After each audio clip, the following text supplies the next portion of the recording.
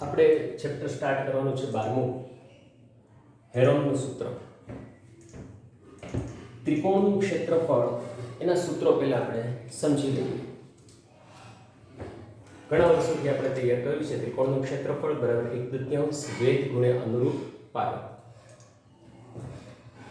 વેધની વ્યાખ્યા શું છે કે ત્રિકોણના શિરોબિંદુથી સામેની બાજુ પર દોરેલા લંબ રેખાખંડને ત્રિકોણનો વેધ કહે છે. બરાબર, તો આ ત્રિકોણ PQR છે એમાં શિરોબિંદુથી સામેની બાજુ પર દોરેલો લંબ રેખાખંડ, બરાબર, 3 વેધ મળે દરેક ત્રિકોણમાં. બરાબર, તો 1/3 વેધ ગુણ્યા અનુરૂપ પાયો એટલે PM હોય તો એને અનુરૂપ પાયો QR થશે. બરાબર, તમે ડાયરેક્ટ 1/3 વેધ ગુણ્યા પાયો લખી શકો, પણ વિચારવાનું છે કે અનુરૂપ પાયો જ લખવાનો. 1/3 PM ગુણ્યા QR આ એનું સૂત્ર થશે, જે આપણે જાણીએ છીએ. પણ તૈયાર હોય કે ન હોય 25 વાર લખો, એને મનન કરો, આકૃતિ મનમાં વિચારો. દરેક વખતે જુદા જુદા ડિઝાઇનના ત્રિકોણ દોરો અને એમાં નામ ABCD 26 અક્ષર છે. તમે ક ખ ગ અને ચ એટલે ક ચ વેધ થશે એવું પણ વિચારી શકો. બરાબર, તો એવા અનેક 20-25 વખત આ સૂત્ર લખો તો વધારે સમય સુધી યાદ રહેશે અને માઇન્ડ આપણું એકદમ ધારદાર પાવરફુલ બનશે. બરાબર, બૌદ્ધિક સ્તર આપણું ઘણું વધી જશે. ઓકે, હવે ત્રિકોણનું ક્ષેત્રફળ 1/3 વેધ ગુણ્યા અનુરૂપ પાયો. કોઈ પણ ત્રિકોણમાં આપણને વેધ અને પાયાનું માપ ખબર હોય તો એ કેટલી જગ્યા રોકે છે ક્ષેત્રફળ એ માહિતી મળે. ક્ષેત્રફળના એકમ છે સેન્ટીમીટર સ્ક્વેર અથવા મીટર સ્ક્વેર. બરાબર, કિલોમીટર હોય તો કિલોમીટર સ્ક્વેર. તો એકમો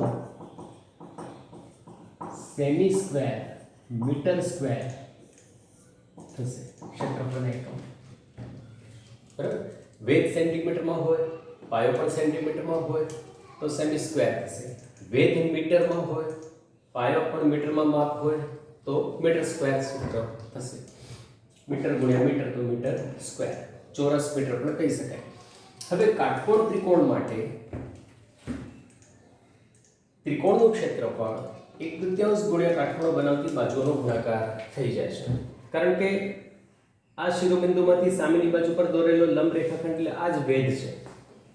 બરાબર, એટલે વેધ અને પાયો થઈ જાય છે.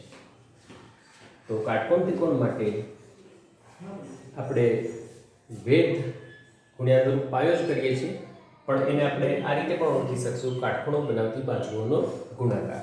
બરાબર, આપણે એક્ઝામ્પલમાં આકૃતિ દોરી છે ત્રિકોણ MNP 1/3 MN ગુણ્યા NP. આ વેધ હોય તો આ પાયો, આ વેધ હોય તો આ પાયો.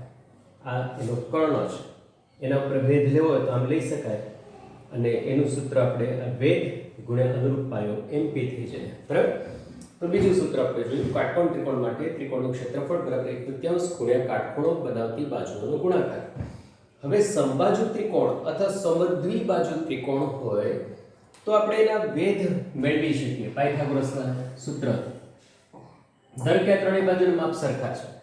બરાબર, 8 8 8 છે, 8 8 8 છે, તો આપણે એમાં વેધ દોરશું તો વેધ અને મધ્યગા સેમ થશે એટલે આનું માપ 4 થશે. તો આ કર્ણ થશે, આ કાટખૂણો બનાવતી બાજુ થશે PQR અને S અને નામ આપીએ. બરાબર, તો SR 4 થશે એટલે પાયથાગોરસથી આપણે PS એટલે કે વેધનું માપ મળી શકે, સમદ્વિબાજુ હોય કે સમબાજુ ત્રિકોણ હોય. બરાબર, વેધ મેળવી અને પછી આ સૂત્રના ઉપયોગથી એનું ક્ષેત્રફળ જાણી શકાય. બરાબર, સમબાજુ ત્રિકોણ સમદ્વિબાજુ ત્રિકોણ માટે બાજુઓના ત્રણેય બાજુના માપ જાણતા હોઈએ તો આપણે વેધ પાયથાગોરસથી મેળવી અને ક્ષેત્રફળ મેળવી શકાય. પણ જો વિષમ બાજુ ત્રિકોણ હોય એટલે કે ત્રણેય બાજુના માપ જુદા જુદા હોય, બરાબર, આ રીતે જુદા જુદા માપ હોય, ત્રણેય બાજુનું માપ જુદા જુદા છે.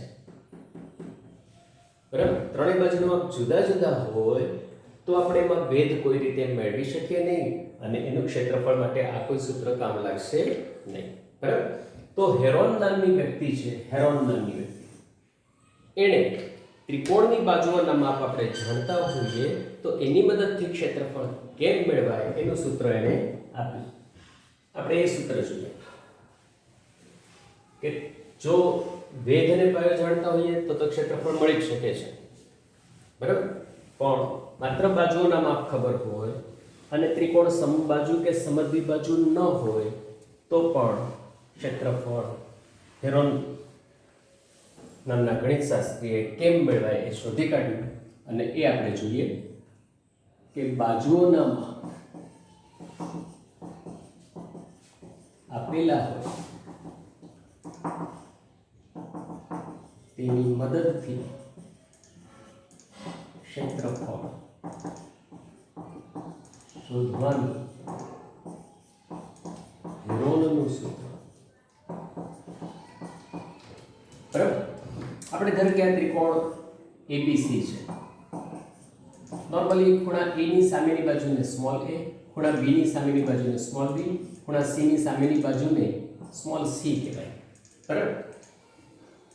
તો હેરોનના સૂત્ર વડે ત્રિકોણનું ક્ષેત્રફળ શોધવા માટે સૌથી પહેલા આપણે અર્ધ પરિમિતિ શોધવાની છે. અર્ધ પરિમિતિ, એને S નામ આપે છે. અર્ધ પરિમિતિ. અર્ધ પરિમિતિ કેવી રીતે મળશે? a b c upon 2. બરાબર. ત્રિકોણની ત્રણેય બાજુના સરવાળાને ત્રિકોણની પરિમિતિ કહેવાય. પરિમિતિ હંમેશા બંધાકૃતિને મળે અને કોઈ પણ બંધાકૃતિની બધી બાજુના માપના સરવાળાને તેની પરિમિતિ કહેવાય. વિચાર કરો કે વર્તુળની પરિમિતિ કોને કહેવાય? બરાબર. વિચારજો. ઓકે. હવે અર્ધ પરિમિતિ મેળવ્યા પછી ત્રિકોણ ABC નું ક્ષેત્રફળ બરાબર √S * S - a, એટલે અર્ધ પરિમિતિ જે મળી છે એને ગુણ્યા અર્ધ પરિમિતિ ઓછા કોઈ એક બાજુનું માપ S - b, ફરીથી અર્ધ પરિમિતિ ગુણ્યા બીજી બાજુનું માપ અને S - c અર્ધ પરિમિતિ ગુણ્યા ત્રીજી બાજુનું માપ. તો આ એનું મેઇન સૂત્ર થશે. અર્ધ પરિમિતિ મેળવ્યા પછી આપણું નવું સૂત્ર આપણે શીખ્યા છીએ, 9મું ધોરણ, અને એમાં નવું સૂત્ર હેરોનનું સૂત્ર કે બાજુઓના માપ આપેલા હોય એના મદદથી ક્ષેત્રફળ કેવી રીતે શોધવું. બરાબર. જો આ માપ સમાન હોય એટલે કે સમબાજુ ત્રિકોણ હોય, બરાબર, તો ત્રિકોણ ABC નું ક્ષેત્રફળ બરાબર √3/4 a સ્ક્વેર થશે. સમબાજુ ત્રિકોણ માટે હેરોનનું સૂત્ર બરાબર √3/4 a સ્ક્વેર થશે, જ્યાં a બાજુનું માપ છે. બરાબર. આપણે 12મા ચેપ્ટરનો જે પહેલો દાખલો છે એમાં આ જ વસ્તુ સાબિત કરવાની છે એટલે આપણે અત્યારે એને સાબિત કરતા નથી. તો આપણા આજના નવા સૂત્રો છે બાજુના માપ ઉપરથી ક્ષેત્રફળ કેવી રીતે મેળવવું. S એટલે હંમેશા પહેલા S મેળવવું પડશે. ત્રણેય બાજુનો માપ આપેલા હોય તો ત્રણેયનો સરવાળો કરો ભાગ્યા 2 કરો. ઘણીવાર તૈયાર પરિમિતિ આપેલી હોય તો ભાગ્યા 2 કરીને S અર્ધ પરિમિતિ મેળવવાની. પછી √S * S - a, S - b, S - c ની મદદથી આપણને ક્ષેત્રફળ મળી જશે. પછી સાદુરૂપ આપવાનું થશે. ઓકે. સૂત્રો વિચારો બરાબર અને 25 વખત લખો.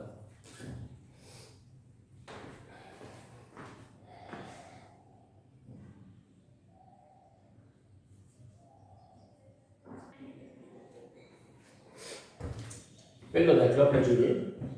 જેની બાજુની લંબાઈ a હોય તેવા સમબાજુ ત્રિકોણાકારના ટ્રાફિક સિગ્નલના પાટિયામાં સ્કૂલ અહેડ લખેલ છે. ત્રિકોણાકારનું સમબાજુ પાટિયું છે. ક્ષેત્રફળ આપણે હેરોનના સૂત્રથી શોધવાનું છે. બરાબર. તેની પરિમિતિ 180 સેમી છે. આ રીતનું પાટિયું છે. બરાબર. ધારો કે દરેક બાજુ નું માપ a છે. બરાબર. દરેક બાજુનું માપ a છે. અહીંયા લખેલું છે સ્કૂલ અહેડ.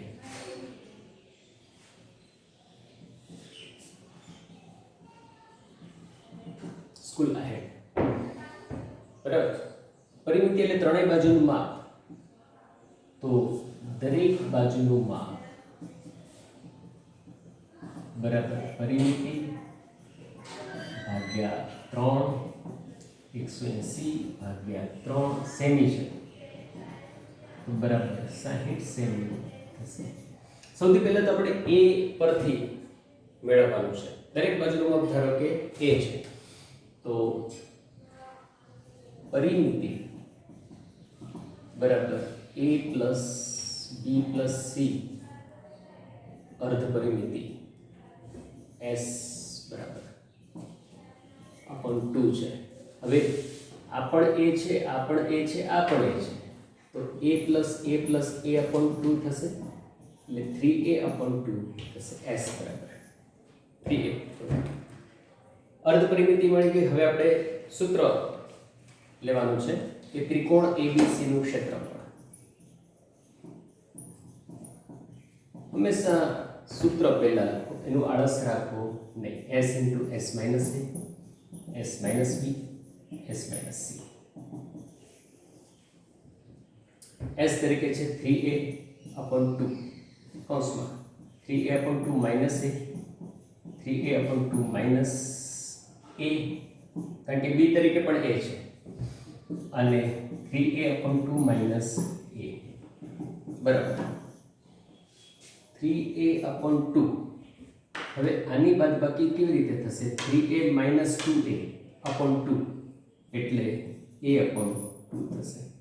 આ પણ a upon 2 અને આ પણ a upon 2. 3a minus a એટલે આ બેનો ગુણાકાર થાય. જેમ 5/2 ઓછા 1 હોય બરાબર, તો 5 ઓછા 2 = 2 છેદમાં 2 એટલે 3/2 થાય. 7/2 ઓછા 3 હોય તો 7 ઓછા 2 નો ગુણાકાર 2 તેરી 6 નીચે 2 એટલે 1/2 થાય. બરાબર. તો એ જ રીતે આમાં પણ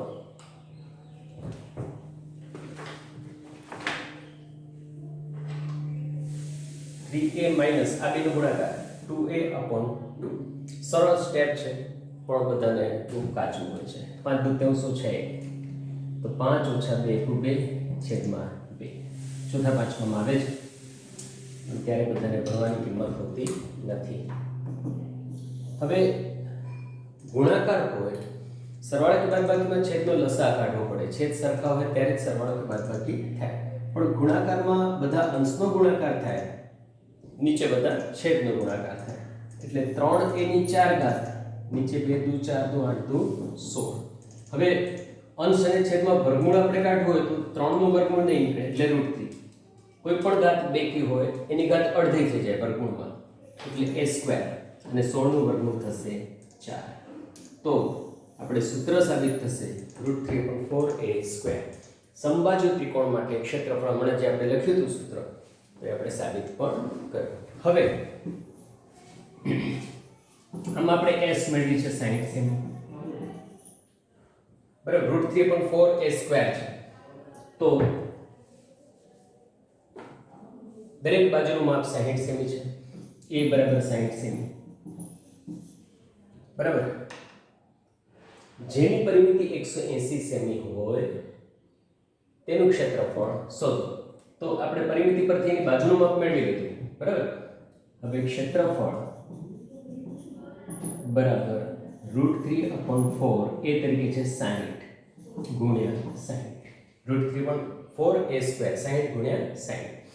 તો 15 × 4 = 60, 15 × 90 પાછળ 0 તો 900√3 બરાબર. 900√3. હવે 900 છે એ પૂર્ણ વર્ગ છે બરાબર. એમાંથી જેટલું વર્ગમૂળ નીકળે એટલું આપણે કાઢવાનું છે. તો 900 એટલે 100 ગુણ્યા 9 એટલે 30 નું 900√3. આપણે જોઈએ પાછા જવાબ 900√3 સેમી². વર્ગમૂળ કરવાનું જ નથી, સેમી². તો સમબાજુ ત્રિકોણનું ક્ષેત્રફળ મેળવવાનું હોય આપણે ડાયરેક્ટ આવી રીતે મેળવી શકીશું બરાબર. Lines 900√3 semi square.